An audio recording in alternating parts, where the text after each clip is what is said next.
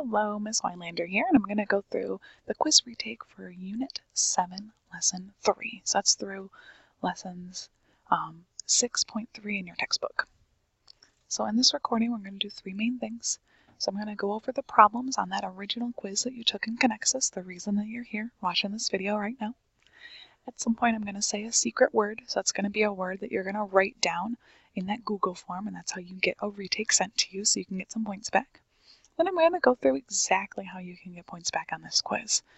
Just as a quick heads up, you only have to answer the questions that you missed the first time. So if you already answered question 4 correctly, we're not going to ask you this question just like question 4 again. We get it. We know you know how to do it. We'll just ask you the ones that you missed points on. So let's get started with that original quiz. So this first question here, it says, which method would be the simplest way to solve the system? So we learned about three main ways to solve: graphing, substitution, and elimination. You can always solve all three, but there's going to be ones that take you less time and kind of are less confusing usually. So we're looking for the simplest. So for graphing, I'm usually looking for equations that are in slope-intercept form already, like y is equal to something else. If they're both like that, it's pretty easy to get a graph going and see where they intersect. I do not see that here, so I'm not going to say that's the simplest way. For substitution, remember you're going to have one variable that's already solved for, and you're going to substitute that into the other one. Here, I don't see the variables solved for me already. I'd have to do a little bit of work, so I don't think substitution would be the simplest. Still possible, but it would take some extra steps. For elimination, I look at a variable, and then I look at that coefficient, that number in front of it. Is there any variable that has the same coefficient in both equations, or the same number but opposite sign? So either equal or equal but opposite. And I do notice that here for the x's, we have 7x in that first equation, negative 7x in the next equation. So elimination would be the simplest way to solve this system. Now you probably saw this coming when you were taking your quiz. Now that you found the simplest way, they want you to actually solve for it. So let's use elimination. So I'm just going to rewrite it so we have something to work with here.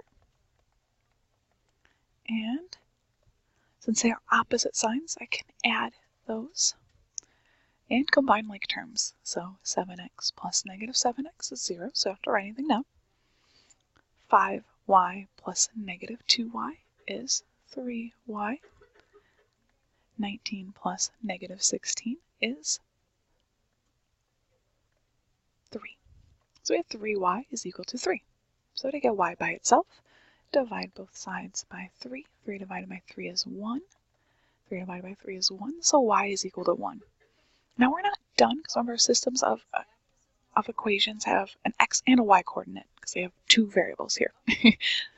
Eventually in math you might get to 3 variables, but at this point we just have x and y. So we know what y is. We must solve for x. So you do that by substituting that into either of the equations. I'm going to choose that first equation because it is all positive values, and that's easier and faster for me to do. You can solve the second one, that works too. So we know that y is equal to 1, so we're going to put that in for y. Oops, not that extra 1, it's just equal to 19 there. So we have 7x is equal to 5 times 1, which is 5, equals 19. So 7x plus 5 is equal to 19. To get x by itself, we'll subtract 5 from both sides. That gives us 7x is equal to 14. 7 times x, the inverse would be divide by 7. 7 divided by 7 is 1, so we have x is equal to 2. Now that we know our x and y, we'll put it as a data point. Remember, it always goes x and then y. So in this case, x is 2, y is 1. So that would be our first option. The most commonly chosen incorrect answer is that second one, but remember, it always goes x and then y.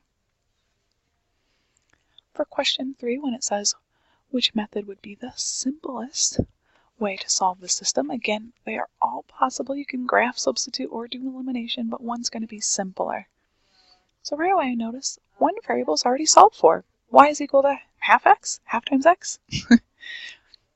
So So that lets me know that I can substitute. So substitution would be the simplest way.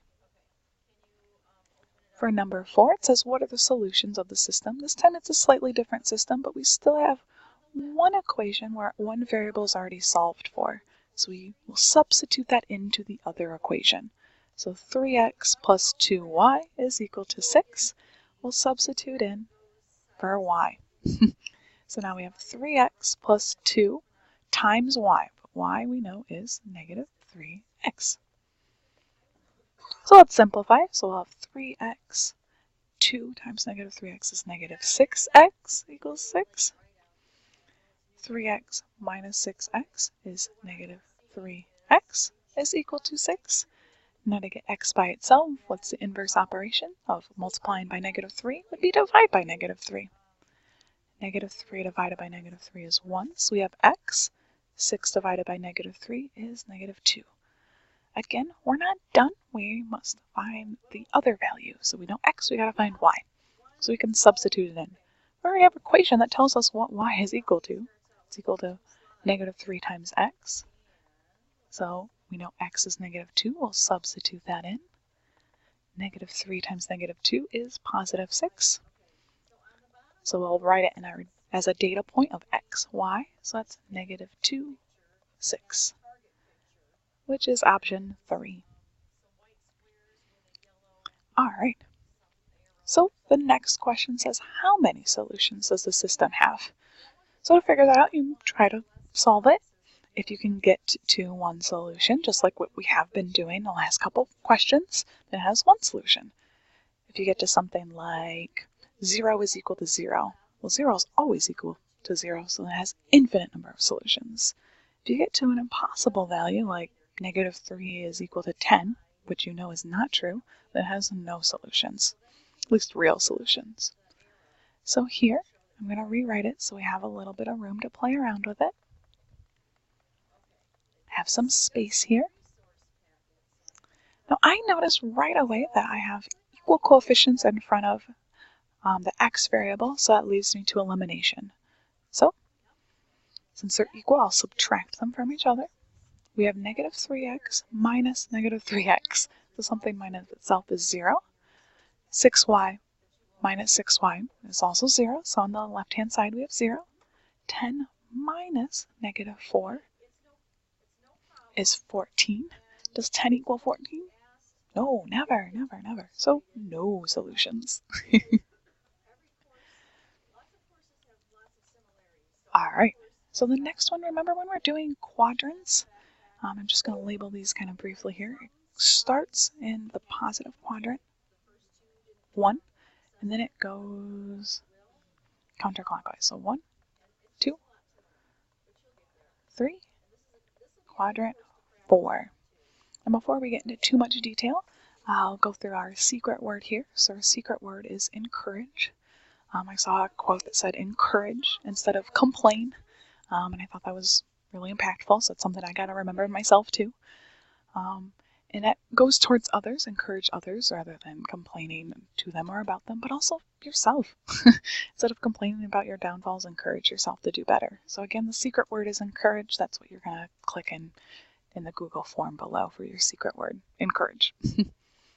In which quadrant does the solution of the system fall? Well, here, since they're already in slope-intercept form, y is equal to, let's start with what the y-intercept is. So in the first one, it's negative 1, and the slope is that coefficient of the x. So in this case, it would be 1. So that's up 1 over 1, up 1 over 1, up 1 over 1, up 1 over 1. So I do a few different data points here to make sure that I have a nice line I can follow it. If you use a ruler, it will look even neater. The next equation, the y-intercept is at negative 5. So 1, 2, 3, 4, 5. The slope is negative 3, so it would be like down 3 over 1. Well, that's off the page here, so sometimes I kind of reverse it. So we can go up 3, but then over towards the left. 1, 2, 3, 1. 1, 2, 3, 1. So this is our line here. I should have taken a ruler. You can see it intersects right here, and that's in quadrant 3.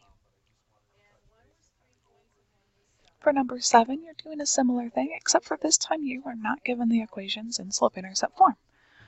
So a lot of first steps is to put it in slope-intercept form and then do exactly what you did on the last question. So that means solve for y. So how to get y by itself? Subtract x from both sides.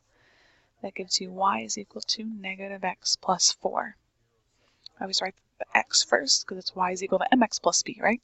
So you want to have the x value written first and then the y-intercept. So in this case, the y-intercept is 4. So 1, 2, 3, 4. The slope is negative 1.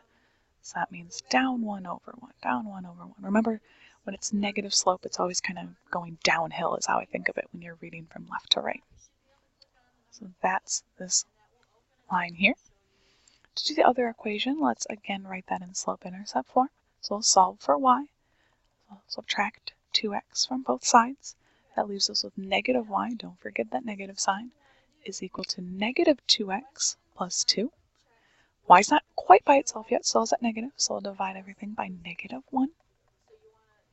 That leaves us with y is equal to positive 2x minus 2. So we'll start at negative 2. The slope is positive 2, so that means up 2 over 1, up 2 over 1, up 2 over 1. Do a few points there so you can have a graph. You see that intersection. That would be the solution at 2, 2. The important part is what quadrant it's in. It's in quadrant 1. Because remember, you start there and go counterclockwise. So quadrant 1. For question 8, you're going to write your own systems of equations. So it says the cost of 4 scarves and 6 hats is $52. The cost of 2 hats is $1 more than the cost of 1 scarf. What is the cost of 1 scarf? It doesn't give you specific variables you have to use. You can use whatever letters you want. I'm going to say that scarves are equal to F. I don't use S because sometimes my S's look like 5s and I don't want to confuse myself. I'm going to say hats is H's.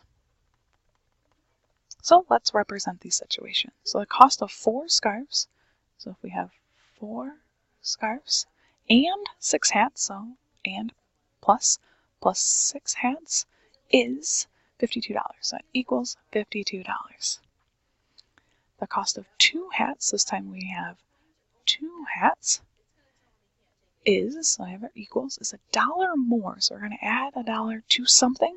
What is it more than? It's more than the cost of 1 scarf, 1F. Or if you just wrote F, that's the same thing. Now that you have your equations, you can solve. So again, you can always graph, use substitution or elimination. They'll always work, but I always look at what one's the simplest. So here, since this variable is almost isolated as it is, I'm just going to solve for h and substitute that in. So to solve for h, you divide by 2. So 2 divided by 2 is 1, so you have h.